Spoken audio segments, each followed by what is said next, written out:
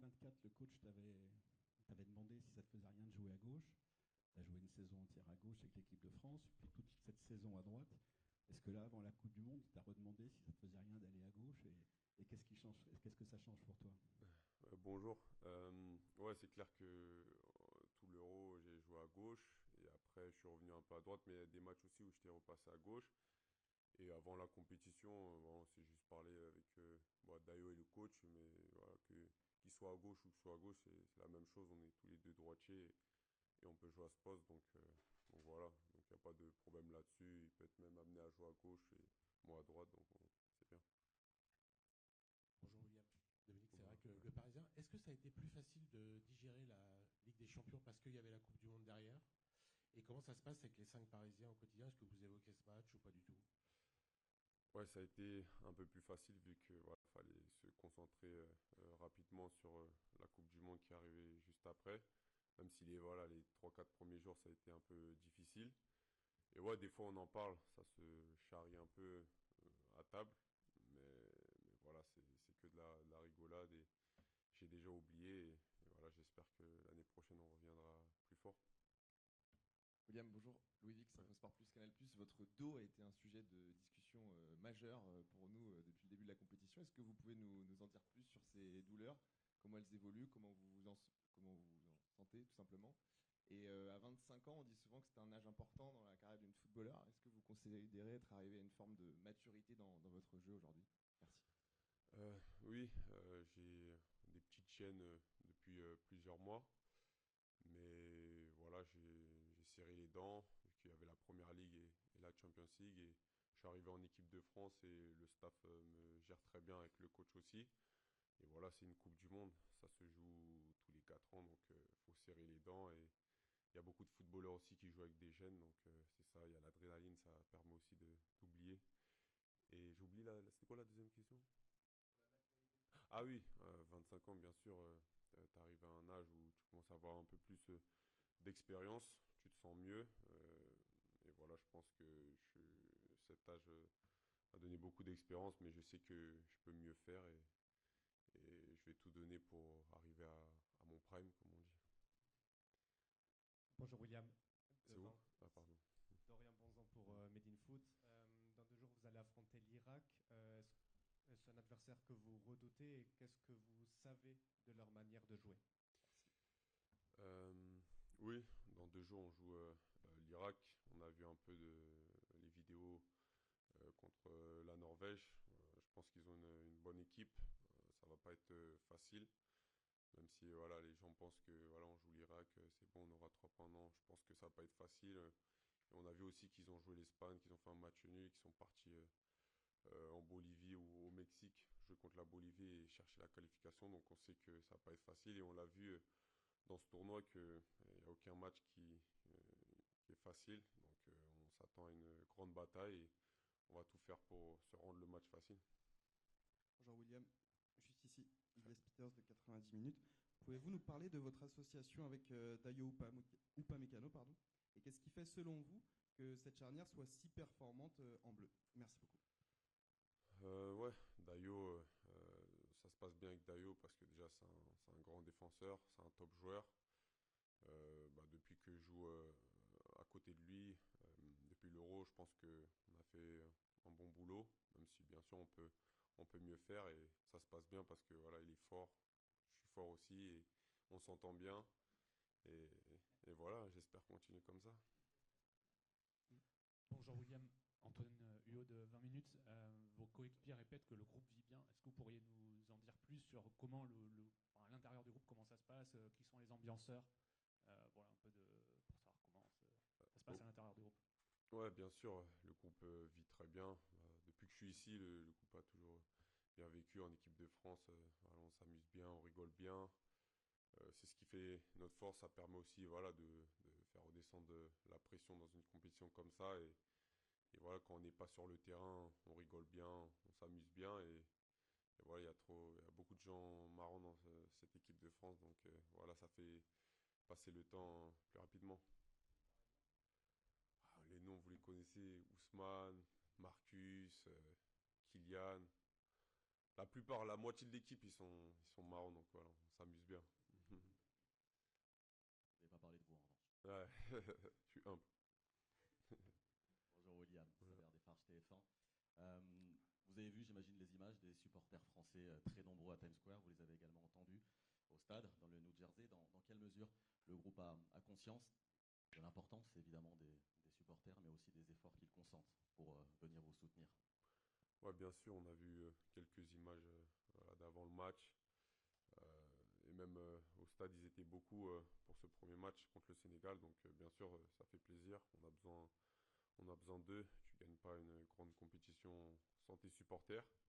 Et ils sont déjà plus nombreux qu'au Qatar. Donc, ça fait plaisir et ça nous donne plus de confiance et ça nous porte pour essayer de gagner les matchs.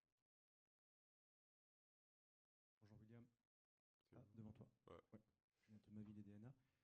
Juste pour revenir avec ta charnière avec Dayot, tu peux nous expliquer comment vous répartissez un petit peu les rôles sur le terrain et aussi sur ton style. Voilà, tu es quelqu'un d'assez élégant. Parfois, on te taxe un peu de nonchalance. Est-ce que ça t'embête qu'on ait des fois ce regard-là sur tes performances?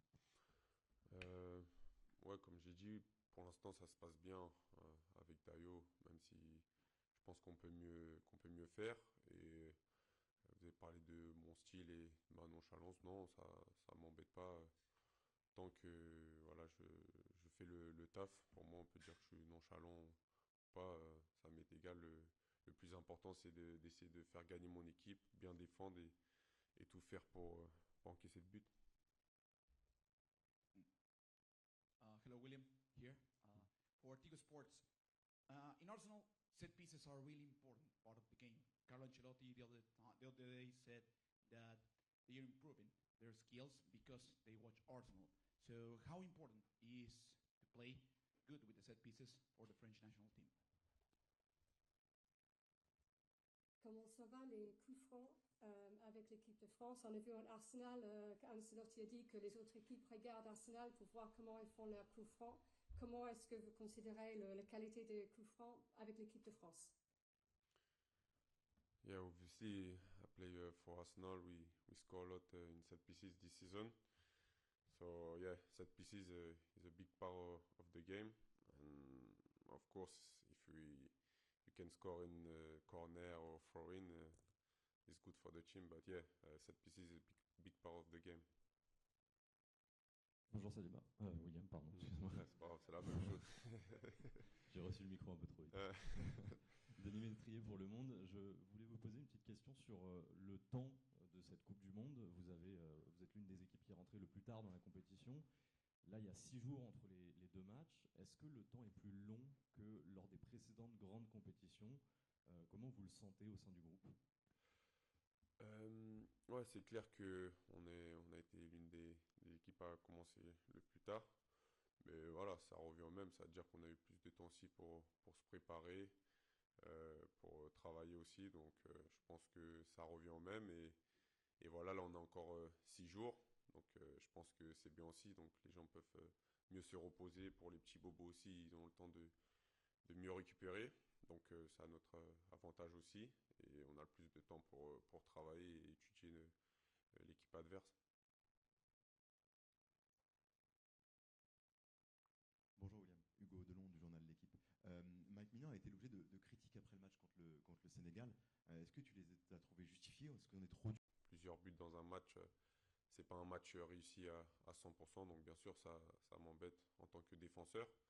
Mais voilà, on a la chance déjà d'avoir gagné ce premier match 3-1, même si on a concédé un but.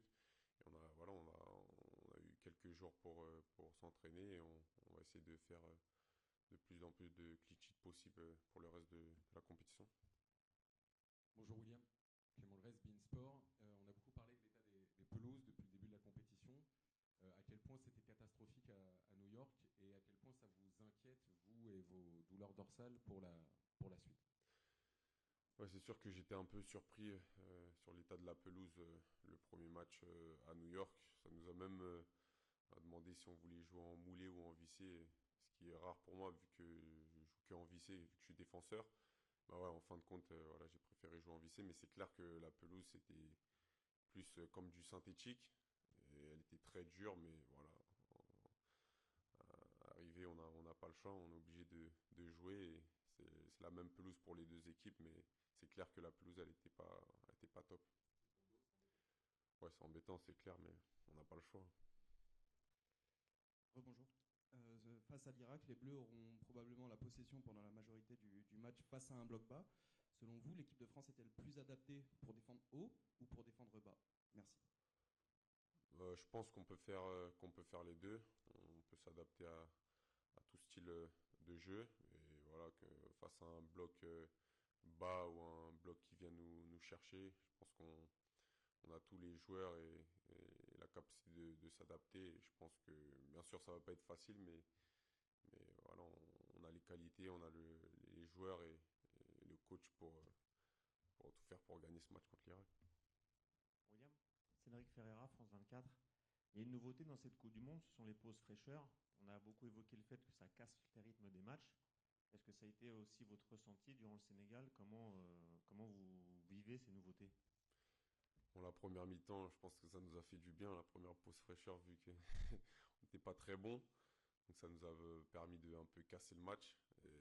Mais c'est clair que voilà, je suis d'accord avec certains joueurs, deux pauses, en plus elles sont assez longues. Ça coupe un peu le match, mais bon, la première, elle nous a fait du bien. Bonjour William, Baptiste Després, Le Figaro. En quoi Michael est un joueur à part, à l'entraînement, dans le groupe ou autre? En quoi il t'impressionne, balle au pied? Est-ce que tu dirais qu'il est dans la lignée des Platini et des Zidane dans l'histoire de l'équipe de France? Il y a encore du chemin, mais Ouais, bah oui, bon, Michael, voilà, tout le monde, comme tout le monde peut le voir, pour moi, c'est un crack. C'est un très très bon joueur. Bon, bien sûr, il a beaucoup de choses à accomplir encore avant de le comparer à Platini ou Zidane, mais en tout cas, ouais, c'est un plaisir de l'avoir dans notre équipe. Et c'est un joueur qui peut tout faire et qui peut débloquer plusieurs situations. Et voilà, bah, je lui souhaite qu'un jour il soit dans cette cour, mais en tout cas, pour l'instant, c'est un peu trop tôt. Ouais, techniquement, c'est classe mondiale. Il peut tirer, il peut dribbler, il peut faire des passes. Il joue toujours juste. Voilà, c'est pas un mec qui va essayer de dribbler tout le monde. Quand il doit faire la passe, il fait la passe. Quand il doit dribbler, il dribble. Et franchement, c'est un plaisir de l'avoir avec nous et c'est un plaisir de le voir jouer. Bonjour William, Martin Mosnier d'Eurosport. Il y a Adrien Rabiot qui nous a dit après la victoire face au Sénégal qu'il avait trouvé qu'il était un peu exposé, lui et Aurélien, lors de la première période quand les attaquants perdaient des ballons. Est-ce que tu dirais que ce système qui penche beaucoup vers l'avant vous expose plus le milieu et la défense te concernant? Oui, bien sûr, je suis d'accord avec lui, mais c'est comme ça, hein, quand tu veux gagner les matchs et ouais, que tu as 4 joueurs offensifs comme ça dans ton équipe, c'est plus facile de marquer, mais tu sais que tu vas devoir défendre plus, mais c'est comme ça. Nous, en tant que défenseur, ça nous pose pas problème et on doit être prêt à ça. Et voilà, quand tu as des attaquants comme ça, tu sais qu'ils vont faire le taf offensivement, mais tu sais que tu vas devoir défendre un peu plus. Et pour moi, ça me pose pas de problème. Voilà, tant qu'il marque. Bonjour William, ici Adrien Chantorelli du Parisien. Mercredi, on avait vu pendant la petite opposition que Kylian avait pris un petit peu de hauteur pour la regarder un peu plus haut. Est-ce que après il vous a fait un petit débriefing en interne? Est-ce que ce rôle de capitaine, il se répartit aussi de façon à vous distiller des petits conseils tactiques? Non, bah, il nous a pas fait de débrief après qu'il ait regardé le match en hauteur. Mais ouais, c'était l'entraînement où tous ceux qui avaient joué la veille ou l'avant-veille est au repos. Donc il a décidé d'aller regarder le match en hauteur. Ouais, il fait ce qu'il veut, c'est le capitaine. Mais ouais, il nous a pas fait de débrief après le match. Après ouais, l'oppo de l'entraînement. Salut William, Loïc Tanzi pour l'équipe. Je reviens sur ton dos. Qu'est-ce que ça t'empêche de faire aujourd'hui sur un terrain? Et est-ce que tu dirais que ça va mieux au fil des matchs ou au contraire que tu as de plus en plus mal? Ouais, je pourrais pas te dire ce que ça m'empêche de faire, parce qu'il y en a qui vont lire les commentaires, mais bien sûr, je suis pas à 100%, mais voilà, comme je dis, il y a plein de joueurs qui jouent, ils sont pas à 100%, et c'est comme ça, c'est une compétition de Coupe du Monde, faut serrer les dents, et voilà, faut pas trouver des excuses, mais voilà, pour l'instant, je suis là, le staff, il gère bien, voilà, j'espère que ça va continuer.